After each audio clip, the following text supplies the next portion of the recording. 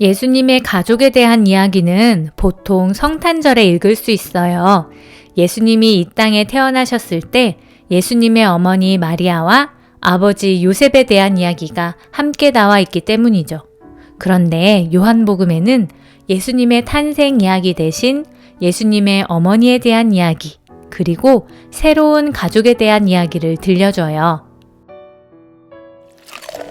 요한복음 2장은 가나의 혼인잔치 중에 가장 중요하게 여겨지던 포도주가 떨어지면서 시작돼요.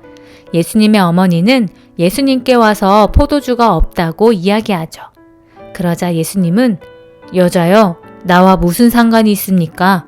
아직 내 때가 이르지 않았습니다. 라고 대답하세요. 어머니에게 여자여 라고 하는 것도 그렇고 상관없다는 것도 그렇고 어찌 보면 너무 무정한 말처럼 느껴지는데요.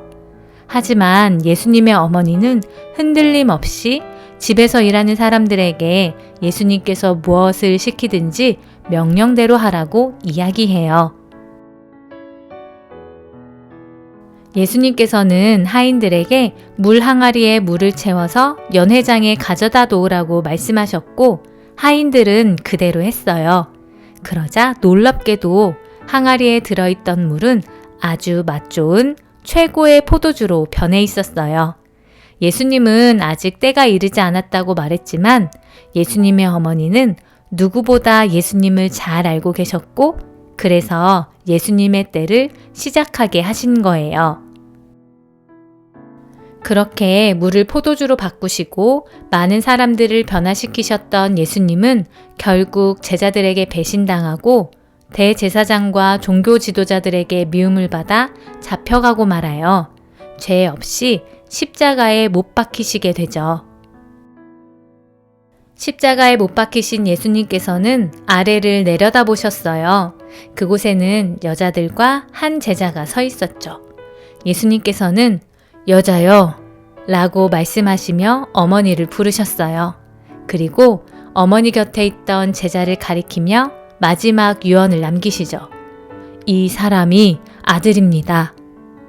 그리고 제자에게도 말씀하셨어요. 보십시오. 당신의 어머니입니다. 십자가에서 누구보다 고통스러운 순간이었지만 예수님께서는 어머니와 제자에게 새로운 관계, 새로운 가족을 만들어주신 거예요. 예수님을 믿는 사람들은 서로를 향해 형제, 자매라고 부르는데요. 이건 말로만 그렇게 부르는 게 아니에요. 예수님께서 당하신 힘겨운 고난을 함께 바라본 우리 모두가 십자가 아래에서 예수님의 유언을 통해 한 가족이 된 것이죠. 예수님께서는 십자가로 묶어주신 우리 모두를 향해 서로 사랑하라며 이렇게 말씀하실 것 같네요.